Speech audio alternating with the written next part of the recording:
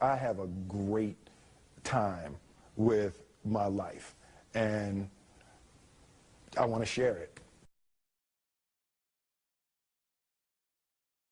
I love living. I think that's infectious. It's something that you can't fake. Greatness is not this wonderful, esoteric, elusive, God-like feature that only the special among us will ever taste. You know, it's something that truly exists in all of us. It's very simple.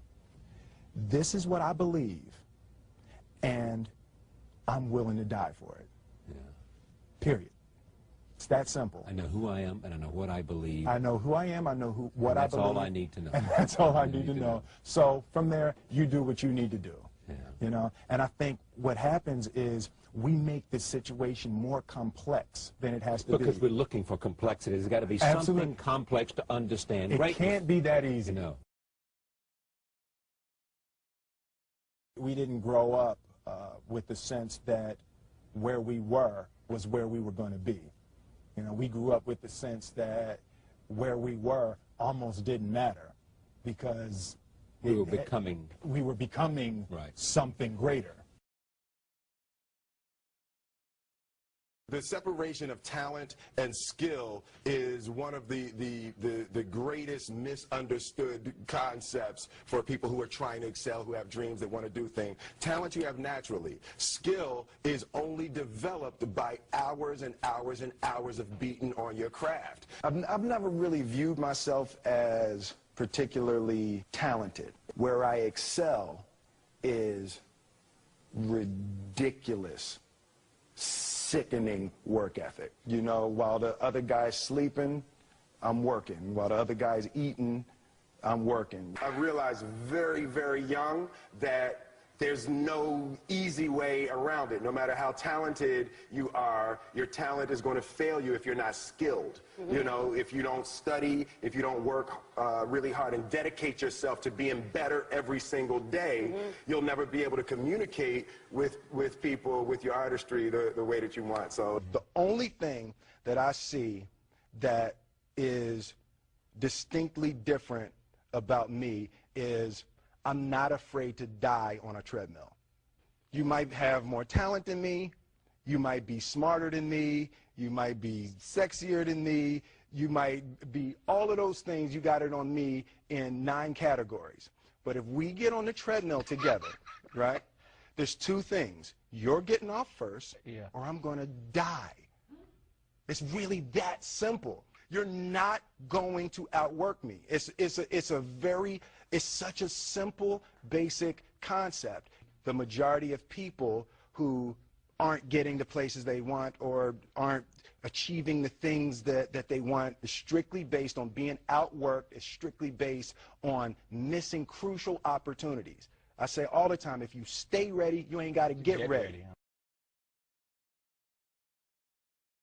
One summer, his dad tore down a brick wall on the front of his business and told 12-year-old Will and his 9-year-old brother to rebuild it, a job they said was impossible. It took them 1.5 years, but they did it. And he said, now don't you ever tell me it's something that you can't do. You don't try to build a wall. You don't set out to build a wall. You don't say, I'm going to build the biggest, baddest, greatest wall that's ever been built. You don't start there. You say, I'm going to lay this brick as perfectly as a brick can be laid. And you do that every single day. And soon you have a wall. And soon you have a wall. It's difficult to take the first step when you look how big the task is. The task is never huge to me. It's always one brick. Me too. If you get your priorities straight, it's really simple. You don't have to make a decision of what you're going to do. You've already made the decision ahead of time, because passion and emotion in the moment is always going to give you the wrong answer. So if you do the math ahead of time, it's not an issue in the moment. You know, it's an idea that my grandmother always had, that, you know, if you're going to be here, then there's a necessity to make a difference. She always instilled the responsibility, the spiritual responsibility that you have to make every group you come in contact with better. I want to do good. Yeah. I want the world to be better because I was here. I want my life, I want my work, my family, I want it to mean something. And it's like, it has, if you are not making someone else's life better, then you're wasting your time. You know, like your life will become better by making other lives better. I want to represent an idea. I want to represent possibilities. I want to represent magic, right? That you're in a universe and 2 + 2 = 4. 2 + 2 only equals 4 if you accept that 2 + 2 = 4. 2 + 2 is going to be what I want it to be. I want to represent the idea that you really can make what you want. One of my favorite books is The Alchemist, Paulo Coelho, and I just believe that. I believe that I can create whatever I want to create. The first step before anybody else in the world believes it is you have to believe it. There's no reason to have a plan B because it distracts from plan A. I think that there's a certain delusional quality that all successful people have to have. You have to believe that something different than what has happened for the last 50 million years of history, you have to believe that something different can happen. Confucius said, he who says he can and he who says he can't are both usually right. Being realistic is the most commonly traveled road to mediocrity. Why would you be realistic? What's the point of being realistic? Just put up a barrier. Yeah, I'm going to do it. It's done. It's already done. The second I decide it's done, it's already done. It's right. Now we just got to wait for y'all to see. It's unrealistic to walk in a room and flip a switch and lights come on. That's unrealistic. Fortunately, Edison didn't think so. It's unrealistic to think you're going to bend a piece of metal and fly people over an ocean in that metal. That's unrealistic.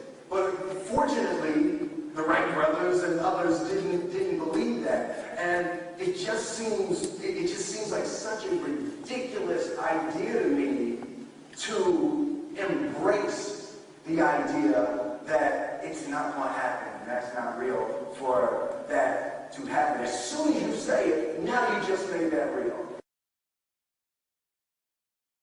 Our thoughts, our feelings, our dreams, our ideas are physical in the universe. That if we dream something, if we picture something, if we commit ourselves to it, that is a physical thrust towards realization that we can put into the universe. That the universe is not a thing that's going to push us around. That the world and people and situations are not something that are going to push us around. That we are going to bend the universe and command and demand that the universe become what we want it to be. I study the patterns of the universe. There's a redemptive power that making a choice has, you know, rather than feeling like you're at effect to all the things that are happening. Make a choice, right? You just decide what it's going to be, who you're going to be, how you're going to do it. Just decide. And then from that point, the universe is going to get out your way. It's like it's water. It wants to move and go around stuff. You know. There's a flow of the universe that I've grown to know just how to go with it. I realize that to have the level of success that I want to have, it's difficult to spread it out and do multiple things. It takes such a desperate, obsessive focus. You really got to focus with all of your fiber and all of your heart and all of your creativity. I'm motivated by fear. Fear. You know? Fear of what? fear of fear. I hate being scared to do something. And I think what developed in my early days was the attitude that I started attacking things that I was scared of. It was Franklin Roosevelt said the only fear you have to fear is fear itself. Absolutely. Remember that? Absolutely. Yeah. There are so many people who have lived and died before you. You will never have a new problem. You're not going to ever have a new problem. Somebody wrote the answer down in a book somewhere. And it's like just the idea that everything you need to know, someone has written it down. You can't be scared to die for the truth. The truth is the only thing that's ever going to be constant. And you can't fear what might happen to you if you were to tell the truth. Because what happens to you if you don't tell the truth is worse than telling the truth will ever be.